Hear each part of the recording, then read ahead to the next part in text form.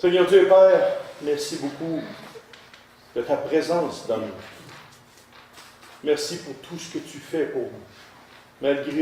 Merci de nous soutenir, malgré toutes les choses qui sont dans nos vies. Les choses que nous faisons pas. Mais ce matin, Père, on veut s'arrêter, pas se concentrer sur nous, mais se concentrer sur toi.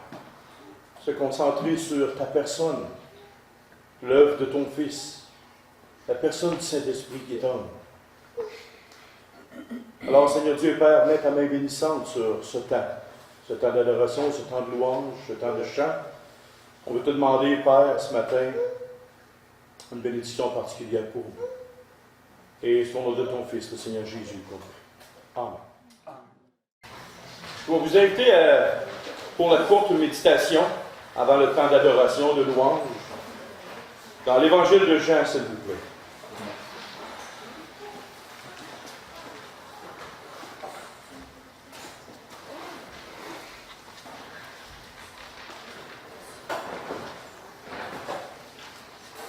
Et j'ai oublié mes notes de méditation, mais on va faire ça à bonne franquette, ici. On va voir si mon cerveau fait de faïence ou pas. Pas mes notes de prédication, mais mes notes pour le temps de méditation. Si nous nous rappelons dans l'Ancien Testament, et le message, le titre de la courte méditation, c'est « La merveilleuse personne du Saint-Esprit dans nos vies ». Grandiose privilège de Dieu. Quand nous nous souvenons dans l'Ancien Testament, quand nous lisons dans l'Ancien Testament, il y avait un homme, Saül, qui un jour, l'Esprit de l'Éternel a quitté. Littéralement. L'Esprit de Dieu s'est retiré et Dieu lui a envoyé un esprit malin pour qu'il soit tourmenté. Parce qu'il avait désobéi à Dieu à plusieurs reprises. Et David, dans un des psaumes, disait, après avoir reconnu sa faute avec Bathsheba, il disait « Ne me retire pas ton Saint-Esprit ». Parce qu'il savait très bien ce qui s'était passé. Il avait bu de son vivant, et même il était auprès de l'homme à qui le Saint-Esprit avait été retiré, et lui chantait des chants pour le calmer. Et il savait très bien le résultat dramatique dans la vie d'une personne si le Saint-Esprit se retirait. Mais aujourd'hui, gloire à Dieu, il y a des gens qui enseignent que nous pouvons perdre notre salut, que le Saint-Esprit se peut retirer. Qu'est-ce que Christ dit? Je m'en fous, comme dans l'an 40, de ce qu'un pasteur peut dire, de ce qu'un homme peut dire. Mais pour moi, qu'est-ce que Christ dit? On va tourner dans l'Évangile de Jean. Jean, chapitre 14. Mais suite à ça, il va y avoir une réflexion. Et je n'ai pas la réponse. J'ai souvent des réflexions que je n'ai pas la réponse. Et ça me dépasse. Jean chapitre 14, verset 15. « Si vous m'aimez, gardez mes commandements. Et moi, je prierai le Père, et il vous donnera un autre consolateur, afin qu'il demeure éternellement avec vous. L'Esprit de vérité que le monde ne peut recevoir parce qu'il ne le voit point et ne le connaît point. Mais vous, vous le connaissez car il demeure avec vous et il sera en vous. »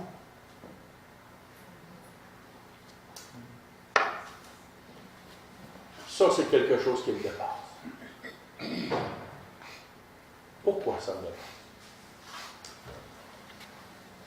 Si moi, il y a quelqu'un qui rentre chez nous et qui commence à faire de la misère à ma femme et à mes deux filles, commence à dire des choses méchantes, commence à avoir un mauvais comportement, n'importe quoi. Ma réaction normale, c'est que je le pogne, je le mets dehors. On est d'accord avec ça? N'importe quel homme qui se respecte, ça ne sera pas trop long que la séance d'amitié va venir là. Et si quelqu'un à mon travail me fait quelque chose, vu que je suis plus patient que d'ordinaire, ça va prendre un petit bout de temps, mais je dis. Mais ça va finir par sortir. Je vais lui dire, ce que tu fais, j'aime pas ça. Mais qu'est-ce qu'on apprend dans la parole de Dieu? Premièrement, que le Saint-Esprit est une personne. Ce n'est pas un gaz qui vient de Dieu. Ce n'est pas une puissance qui sort de Dieu. C'est une personne. Et la preuve. Je prendrais n'importe quelle personne ici dans la salle, Gilbert. Est-ce que tu peux être attristé par le comportement d'une personne? Frézy, tu peux être en colère contre le comportement, le mauvais comportement d'une personne? Annie, est-ce que tu peux être heureuse du comportement, du bon comportement d'une personne? Oui. Ce qui fait que nous sommes des personnes, c'est que nous avons des émotions, des choses, on peut parler, on peut agir, on peut ci, on peut ça. Mais quand vous regardez dans toute la parole de Dieu au complet, vous apercevez que le Saint-Esprit est une personne. Il comprend, il enseigne, il intercède pour nous. Il y a plein de choses. Plein de choses qu'il peut faire. Mais il y a aussi des choses que nous faisons au Saint-Esprit. La parole de Dieu nous dit, n'attristez pas le Saint-Esprit. Qui n'a jamais attristé le Saint-Esprit? Pas ceux qui disent ça aujourd'hui. Souvent. Mais la personne qui n'a jamais attristé le Saint-Esprit n'est pas ici, elle n'est pas sur terre. Il y a déjà eu quelqu'un qui n'a jamais attristé le Saint-Esprit. C'est le Seigneur Jésus. Lui n'a jamais attristé le Saint-Esprit. Parce qu'il était parfait, impeccable, sans défaut, sans tâche. Et la Bible nous dit aussi que le Saint-Esprit peut être éteint.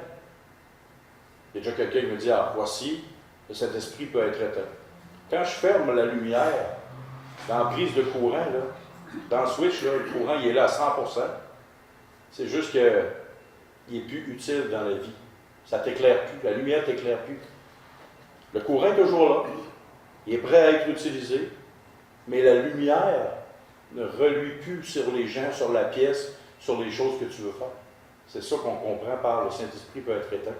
Il ne peut plus parce que toi-même, par ton agissement, ton mauvais comportement, tu l'as tellement attristé qu'il s'est mis de côté et il attend.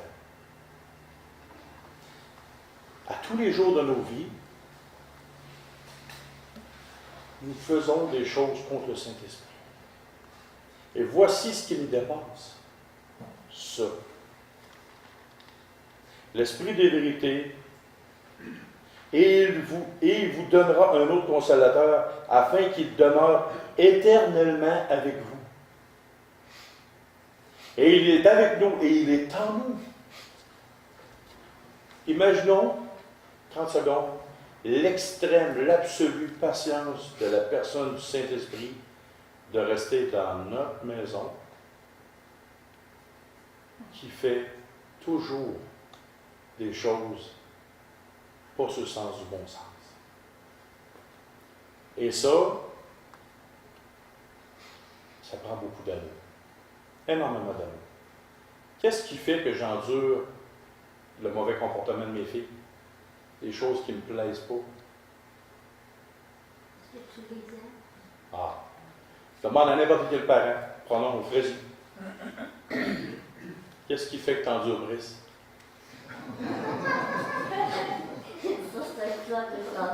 Qu'est-ce qui fait que tu endures tes enfants? Mais là, on va virer ça de bord. Brice, qu'est-ce qui fait que tu endures ta femme? Ah, elle l'aime. Il l'aime de tout son cœur. Voyez-vous, qu'est-ce qui fait que le Saint-Esprit demeure en nous éternellement? C'est sa tendre et extrême amour envers nous. Et c'est ça qui me dépasse. Humainement parlant, je ne suis pas sûr que je serais capable de vivre avec tout le monde que je rencontre. Pourtant, je suis doux, j'aime les gens, je suis patient, tout ça. Il y a certaines personnes que j'aurais envie d'installer une corde autour de quelque chose, de leur petit cou, puis d'amener un cheval, comme dans les films, là, parce qu'ils sont pendables. Mais aux yeux du Saint-Esprit, je suis de loin d'être pas pendable. Je suis très pendable. Et je l'attriste. Et c'est ça qui me dépasse. Le Saint-Esprit éternellement avec moi.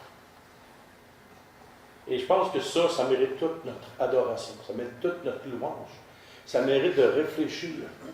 Et souvent, par les circonstances de la vie, on pose des gestes, on dit des phrases qui attristent, puis après ça, on sort de la base. Tu sais, j'ai manqué là, tu sais, j'ai fait ci, j'ai fait ça. Mais en réalité, la première personne qu'on a triste, c'est pas celle qu'on a fait ça. C'est la personne du Saint-Esprit qui est Dieu et qui savait avant l'éternité la phrase ou le geste que tu allais poser. Mais malgré tout ça, le Saint-Esprit a décidé d'une façon très volontaire de venir habiter.